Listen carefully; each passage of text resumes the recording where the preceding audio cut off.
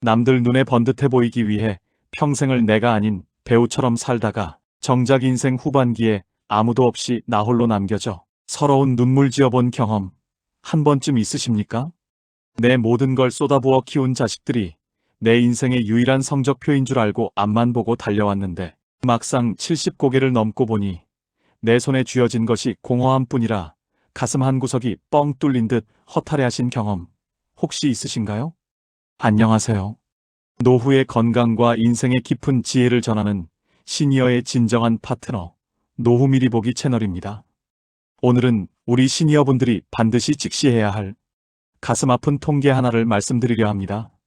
최근 한 노인 심리 전문 연구기관의 정밀 조사에 따르면 대한민국 70세 이상 시니어 중 무려 78%가 경제적인 빈곤보다 정서적 고립감과 내가 누구인지 모르겠다는 자아상실감에서 더 큰 생존의 위협을 느낀다고 답했습니다. 이는 우리가 평생을 바쳐 일궈온 돈이나 자식의 성공이 정작 우리 노후의 행복을 끝까지 책임져 주지 못한다는 뼈아픈 증거이기도 합니다.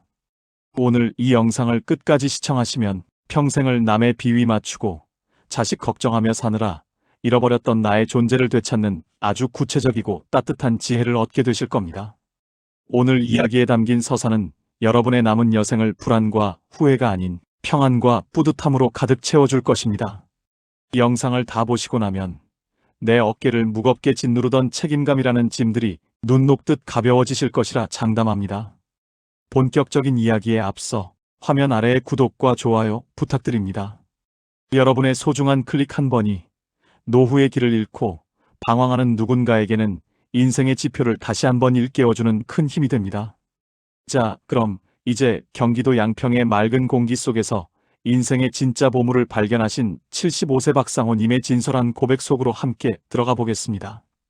여러분, 저는 경기도 양평의 작은 산자락 아래서 텃밭을 일구며 조용히 여생을 보내고 있는 75세 박상호라고 합니다. 오늘 제가 여러분께 들려드릴 이야기는 어느 성공한 노인의 화려한 무용담이 아닙니다. 오히려 평생을 가짜 행복이라는 지도를 들고 헤매다가 70세라는 인생의 막다른 골목에 이르러서야 비로소 진짜 소중한 것을 발견하게 된 한 늙은이의 뒤늦은 참회록이자 동시대를 살아가는 친구 여러분께 드리는 간절한 편지입니다. 저의 젊은 시절은 그야말로 전쟁터 그 자체였습니다. 1960년대와 70년대 그 격동의 시기를 살아낸 우리 세대가 대부분 그렇듯 저 역시 새벽 안개를 헤치며 현장으로 출근해 쏟아지는 별을 보며 퇴근하는 삶을 30년 넘게 반복했습니다. 건설 현장에서 잔뼈가 굵은 저는 거친 시멘트 가루를 밥처럼 먹으며 제 손으로 올린 아파트들의 남들이 입주하는 걸 보며 정작 제 아이들과는 저녁 한 끼 제대로 먹지 못하고 살았습니다. 그때 제 머릿속에는 오직 하나, 가난에 대물림만은 내 대에서 끝내자는 강박뿐이었습니다. 오직 돈을 벌고 집수를 늘리고 자식을 인류대학에 보내는 것만이 제 인생의 성적표였으니까요. 그렇게 40년을 앞만 보고 달렸습니다. 사람들은 저를 보고 자식 농사 잘 지었다, 노후 준비 확실히 했다며 부러워했습니다. 저 또한 스스로를 대견하게 생각했습니다. 하지만 70세라는 나이는 저에게 예고 없이 날아온 거대한 망치와 같았습니다. 평생을 도구처럼 부려먹기만 했던 제 몸이 드디어 파업을 선언한 겁니다. 70세가 되던 해 겨울, 갑작스러운 심장 수술과 뒤이은 긴 합병증 투병 생활이 시작되었습니다. 병원 침대에 누워 하얀 천장만 하루 종일 바라보며 지내던 그 수개월의 시간 동안 저는 난생 처음으로 멈춰서서 저 자신을 보게 되었습니다. 수술실로 들어가기 전 마취 기운이 퍼지던 그 순간의 공포를 잊을 수 없습니다. 이렇게 가면 나는 무엇으로 기억될까? 라는 질문이 뇌리를 스쳤지만 답을 찾을 수 없었습니다. 중환자실을 나와 일반 병실로 옮겨진 뒤에도 고통은 계속되었습니다. 하지만 육체적인 통증보다 저를 더 괴롭혔던 것은 마음의 통증이었습니다. 내 살을 깎아 키운 자식들이었지만 그들은 이미 자기들의 세상 속에서 너무나 견고하게 살아가고 있었습니다. 병문안을 와서도 5분도 채 지나지 않아 스마트폰을 들여다보며 시계를 쳐다보는 아들의 모습. 아버님, 저희 이번 주말에는 애들 학원 때문에 바빠서 못 올지도 몰라요라고 말하는 며느리의 목소리. 그 목소리들이 병실 벽에 부딪혀 제 가슴에 비수처럼 꽂혔습니다. 내가 너희를 어떻게 키웠는데, 내가 어떻게 벌어서 가르쳤는데, 어떻게 나한테 이럴 수 있냐? 배신감에 휩싸여 뜬 눈으로 밤을 지새우며 저는 자식들을 원망하고 또 원망했습니다. 그것은 서운함을 넘어선 미움에 가까웠습니다. 내 인생의 전부를 걸었던 투자가 한순간에 부도난 것 같은 기분이었습니다. 퇴원 후 저는 결단을 내렸습니다. 서울의 번듯한 아파트를 정리하고 아무도 아는 사람 없는 이곳 양평으로 도망치듯 내려왔습니다. 처음 이곳에 왔을 때 저는 거의 폐인이나 다름없었습니다. 쉴 새 없이 울리던 사업 파트너들의 전화벨 소리는 바람처럼 사라졌고 명절에도 찾아오는 사람 없는 빈 방에서 저는 벽과 대화하며 세월을 죽였습니다. 한때는 제가 세상의 중심인 줄 알았습니다. 수십 명의 직원을 호령하고 어딜 가나 사장님 소리를 들으며 대접받았으니까요. 하지만 명함이 사라지자 박상호라는 인간은 그저 힘없는 노인네 하나에 불과했습니다. 그때 느낀 고독은 제가 평생 겪어본 어떤 추위보다도 시렸습니다. 나는 이제 끝났구나. 내 인생은 실패작이구나. 이런 생각들이 저를 갉아먹었습니다. 하지만 그 처절한 외로움의 끝에서 저는 평생 잊지 못할 장면 하나를 목격하게 됩니다. 어느 안개가 자욱하게 낀 가을 아침이었습니다. 집 뒤편 산책로를 걷다가 커다란 바위 틈새에 핀 이름 모를 보랏빛 들꽃 하나를 보게 되었습니다. 흙 한 줌 제대로 없는 그 척박한 바위 틈에서 그 작은 꽃이 아침 이슬을 머금고 햇살을 향해 방긋 웃고 있더군요. 누구 하나 봐주는 사람도 없고 예쁘다고 칭찬해주는 이도 없는데 그 꽃은 오직 자신만의 꽃을 피우기 위해 전력을 다하고 있었습니다. 그 꽃을 가만히 들여다보는데 갑자기 명치 끝에서 뜨거운 것이 울컥 치밀어 올랐습니다. 저 작은 꽃도 저렇게 자기 삶을 사는데 나는 왜 평생 남의 박수 소리에만 목매며 살았을까? 나는 왜 남의 눈에 비친 내 모습이 아름답기만을 바라며 나를 학대했을까? 저는 평생을 전시용 삶을 살았습니다. 남들이 부러워하는 차를 타야 행복한 줄 알았고 자식이 대기업에 들어가야 성공한 부모인 줄 알았습니다. 하지만 그 모든 것은 바람에 흩날리는 겨와 같은 껍데기일 뿐이었습니다. 정작 그 껍데기 안에 들어있어야 할 나 자신이라는 알맹이는 굶주리고 말라 비틀어져 비명을 지르고 있었는데 저는 그 비명을 70년 동안 한 번도 들여다보지 않았던 겁니다. 70세가 넘어서야 비로소 제가 저지른 가장 큰 범죄를 알게 되었습니다. 그것은 바로 나 자신을 철저히 외면하고 학대한 죄였습니다. 여러분, 우리는 지금까지 너무나 잘못 살아왔습니다. 남을 위해 사느라 나를 죽였고 미래를 위해 사느라 오늘을 버렸습니다. 여기서 제가 양평으로 내려오기 전 마지막으로 만났던 제 오랜 친구 김진수의 이야기를 하지 않을 수 없습니다. 진수는 저보다 훨씬 성공한 말 그대로 강남의 빌딩 주인이자 자식 셋을 모두 판검사로 만든 우리 동네의 전설이었습니다. 하지만 그 전설이 어떻게 무너졌는지, 그리고 그가 임종 직전 제 손을 잡고 남긴 그 처절한 고백이 무엇이었는지 말씀드리고 나면 여러분은 오늘 당장 여러분의 인생 지도를 바꾸게 되실 겁니다. 제 오랜 친구 진수는 우리 세대에서 보기 드문 입지전적인 인물이었습니다.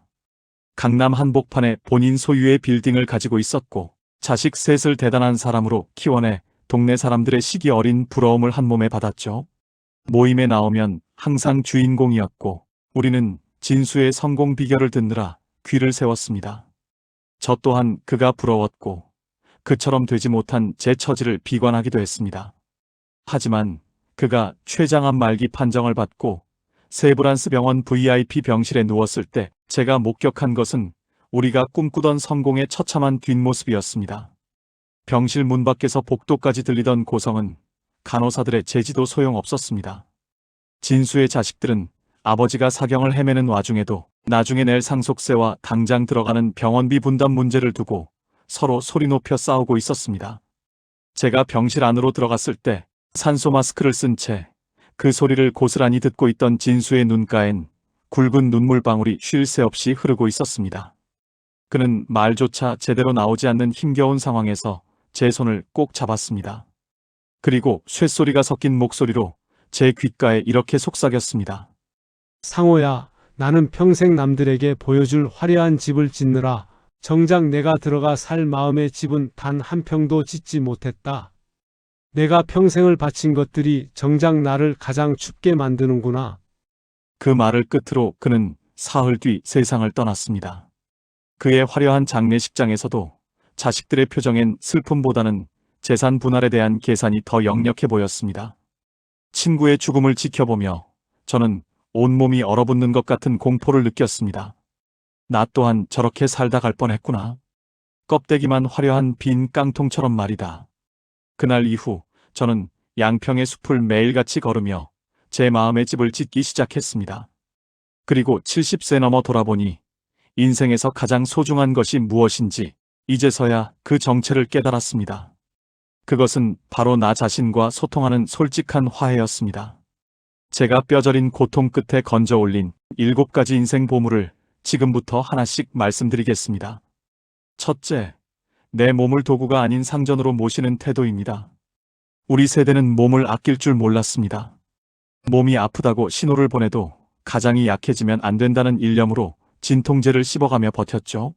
하지만 70세 이후의 건강은 운이 아니라 내가 내 몸을 대하는 태도에 달려 있습니다. 이제는 매일 아침 눈을 뜨면 가장 먼저 내 손과 발을 만져주세요. 상호야, 이 늙은 몸뚱이를 이끌고 어제도 잘 견뎌줘서 고맙다. 오늘 하루도 내가 너를 위해 가장 편안한 시간을 선물해주마. 라고 속삭여주세요. 내 몸을 귀한 손님처럼 대접할 때 비로소 노년의 진짜 품격이 살아납니다.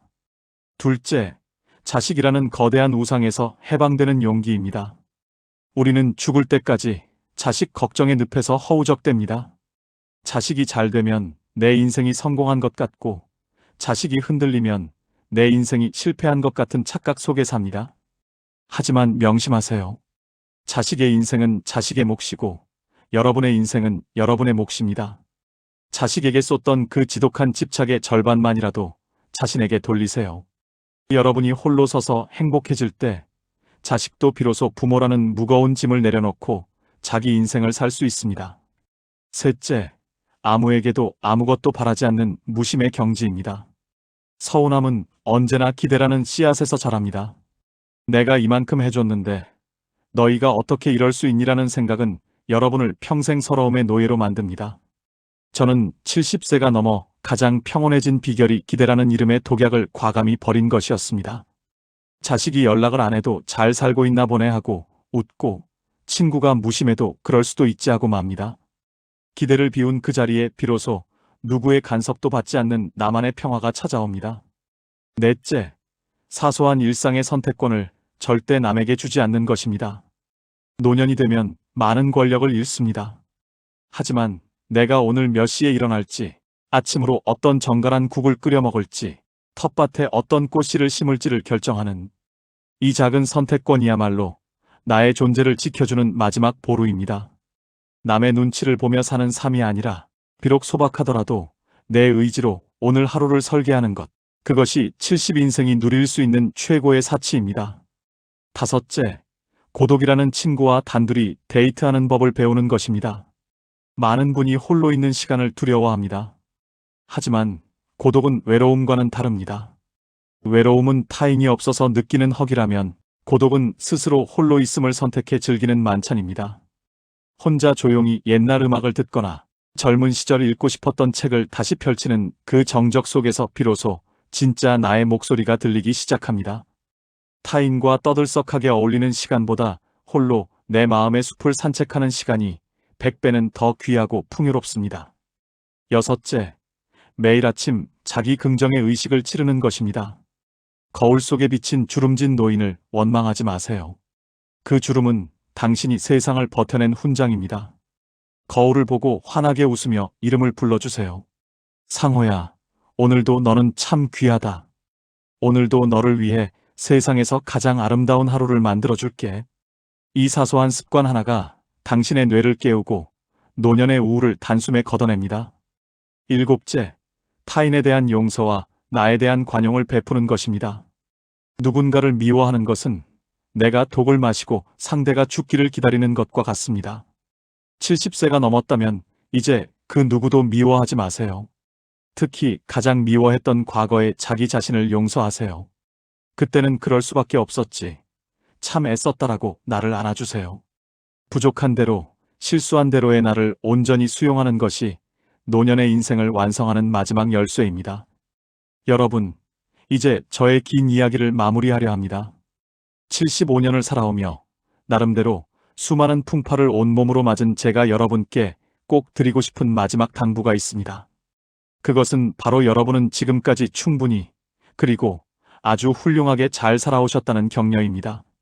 지금 비록 몸이 예전 같지 않고 자식들이 예전처럼 살갑지 않고 통장 잔고가 남부끄럽게 느껴질지라도 결코 낙심하지 마세요.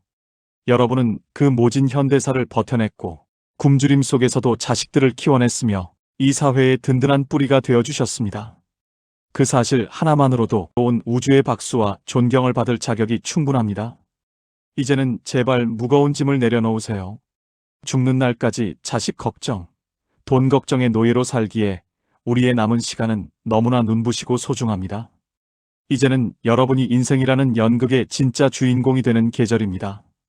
남을 위해 쏟았던 그 뜨거웠던 열정을 이제는 오직 상처 입은 나의 마음을 보듬는 데 쓰십시오.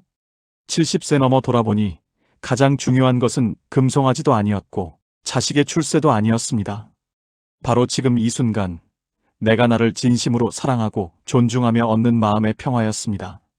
내 마음이 지옥인데 금방석에 앉아있는들 무슨 소용이겠습니까? 내가 편안해야 세상이 비로소 제 색깔을 찾고 내가 행복해야 내 곁을 끝까지 지키는 소중한 사람들에게도 진짜 사랑을 줄 수 있는 법입니다. 오늘 밤 잠자리에 들기 전 가슴에 손을 얹고 자신에게 이렇게 말해주세요. 상호야, 그동안 정말 고생 많았다. 남들 비위 맞추느라, 자식 입에 밥 들어가는 거 보느라 너 자신을 잊고 살았구나. 이제는 다 잊고 내가 하고 싶은 거 하면서 편하게 살자. 내가 죽을 때까지 내 편이 되어줄게. 이 진심 어린 자기 위로 한마디가 여러분의 남은 30년, 40년의 세월을 세상에서 가장 귀한 선물로 바꿔줄 것입니다. 오늘 저의 긴 이야기가 여러분의 가슴 속에 따뜻한 햇살 한 줄기가 되었기를 진심으로 소망합니다. 만약 이 영상이 조금이라도 가슴을 울렸다면 인생의 무게에 짓눌려 힘들어하는 주변의 소중한 친구분들에게도 꼭 공유해주세요. 여러분의 작은 공유가 절망에 빠진 누군가에게는 다시 살아갈 용기가 될 수 있습니다. 저 노후미리 보기는 앞으로도 여러분의 건강하고 지혜로운 노후를 위해 더 깊이 있고 따뜻한 이야기로 여러분을 찾아오겠습니다. 영상이 좋으셨다면 다시 한번 구독과 좋아요 부탁드립니다. 인생이 힘들고 지칠 때마다 여러분의 마음을 어루만져줄 지혜의 메시지를 놓치지 않고 보내드리겠습니다. 여러분, 늘 힘내십시오. 여러분의 진짜 전성기는 바로 오늘부터입니다. 오늘도 평온하고 건강한 하루 보내시길 바랍니다. 긴 시간 끝까지 시청해 주셔서 진심으로 감사합니다.